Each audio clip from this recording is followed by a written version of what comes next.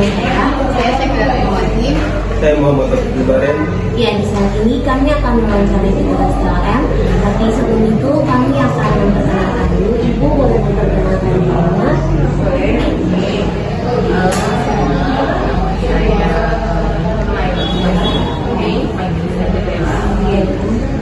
Saya bekerja di sebagai ATM di Puskesmas Lokal sejak tahun 2009. Ya, Ibu, di saat ini kami akan memberikan beberapa pertanyaan kepada Ibu. Ya, terima kasih Bu.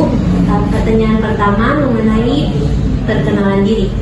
Jadi Ibu bisa ceritakan sedikit tentang latar belakang Ibu dan bagaimana Ibu menjadi seorang ATM? Kalau latar belakangnya saya kuliahnya di Poltekkes Makassar, lulusan tahun 2008. Terus untuk sampai di sini 2009 tes, 2008 akhir tes CPNS, lulus 2009 langsung masuk di Puskesmas Makassar Pakistan. Ya, selanjutnya pertanyaan yang kedua Ibu, mengenai tugas dan tanggung jawab. Apa saja tugas utama yang Ibu lakukan dalam sehari-hari sebagai seorang ATM? Kalau tugas tanggung jawab Puskesmas nomor 3 otomatis selalu mengerjakan pekerjaan sebagai ATM, analis, mengerjakan semua pemeriksaan yang dokter kirim sesuai dengan yang memang ada standar pemeriksaan Puskesmas. Ya, di pertanyaan yang ketiganya mengenai pendidikan dan pelatihan. Apakah pendidikan yang Ibu lakukan diperlukan untuk menjadi pendidikan yang diperlukan untuk menjadi seorang ATM? Apakah ada pelatihan khusus yang harus diikuti Ibu? Otomatis kalau untuk menjadi ATM di Puskesmas dimanapun itu, otomatis kita harus latar belakangnya di ATM. Terus kalau sudah masuk di dunia kerja, otomatis nanti pasti bakalan ada pelatihan-pelatihan tambahan yang diikuti untuk menunjang pekerjaan kita sebagai ATM di Puskesmas maupun Makassar. Oke, pertanyaan selanjutnya Ibu, mengenai teknologi di laboratorium. Bagaimana perkembangan teknologi mempengaruhi praktik laboratorium saat ini? Sangat berpengaruh otomatis ya. Soalnya kalau dulu kan masih sangat sederhana, semuanya masih dilakukan sendiri.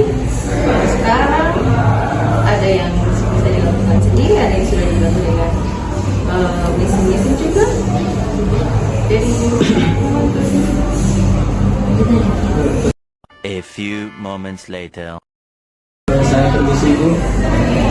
Tantangan profesi. Apa tantangan terbesar yang Anda hadapi dengan pekerjaan Anda sebagai ATM? tantangan terbesar sebenarnya sih pada saat COVID. Pada saat COVID sebagai ATM pasti yang lebih langsung di COVID pasti pernah merasakan swab sampai 100-200 orang tanpa makan, tanpa minum. Nah, terusnya itu sih, mudah-mudahan tidak ada kejadian berikutnya itu saja sih. Ganti etika dan kerahasiaan. Seberapa pentingkah etika dalam pekerjaan Anda? Bagaimana Anda menjaga kerahasiaan data pasien? Kalau untuk ATM, kerahasiaan pasien itu wajib dijaga. Pokoknya kalau apa pemeriksaan yang masuk di lab, hasilnya tidak boleh keluar sampai di luar, cukup di dalam. Pokoknya yang tahu tuh cuma untuk ATM saja, sama dokter yang pengirim, dan yang terkait di dalamnya saja. Untuk yang luar, no. Apapun itu alasannya tidak boleh. Karena rahasia pasien itu wajib untuk dijaga. Peran ATM dalam diagnosa. Bagaimana kontribusi ATM dalam proses diagnosis dan pengobatan pasien? ATM itu kalau dulu sih dibilang hanya sebagai apa ya, hanya tidak terlalu setara dengan medis yang lain, kayak sebagai pembantu saja. Padahal sebenarnya untuk yang saat sekarang ATM itu wajib karena dia sebagai penunjang diagnosis. Kalau tidak ada ATLN, tidak ada yang bisa meninggalkan diagnosis, otomatis dokter dan lainnya tidak bisa menjadikan pengobatan yang tepat pada pasien. 8. Inovasi dan penelitian. Apakah Anda terlibat dalam penelitian atau inovasi di bidang minum? Bisa berbagi pengalaman? Sampai sekarang belum. Belum ada. Dalam kesehatan masyarakat, menurut Anda, apa peran ATLM dalam meningkatkan kesehatan masyarakat? Peran ATLM dalam kesehatan masyarakat tentu sangat berperan karena dengan adanya ATLM, misalnya ada masyarakat yang sakit ataupun mengeluh, kalau cuma hanya dengan gejala klinis, otomatis dokter cuma bisa mereka-reka. Tapi kalau sudah ada ATLM yang memeriksa, otomatis dokter bisa mendiagnosis dengan tepat sehingga kesehatan masyarakat juga lebih terangkat atau terjaga. Kemudian, apa saran Anda untuk orang-orang yang berminat untuk berkarir di bidang teknologi robotik? Sarannya ya, karena ATLM itu pekerjaannya kalau dibilang sih jorok sih ya, karena berurusan dengan segala sesuatu yang keluar dari tubuh manusia, apapun itu, mau darah, mau urin, mau feses, jadi harus apa ya, jangan jijik sih, sama kerahasiaan pasien itu wajib aja.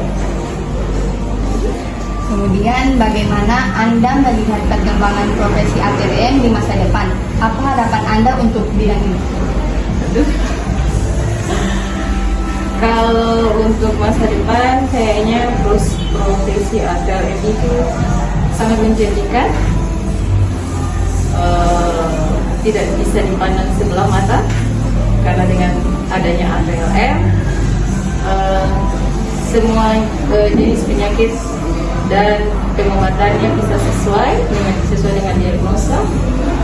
Terus harapannya mudah-mudahan semakin banyak dibuka lagi lapangan pekerjaan untuk ATLM supaya adik-adik yang Apakah ada kegiatan atau komunitas yang Anda ikuti untuk memperluas jaringan di kalangan ATLM?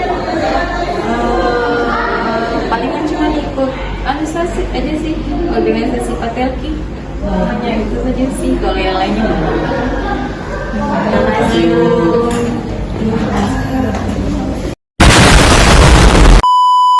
A few moments later. Guruku sayang, murid lagi kantor.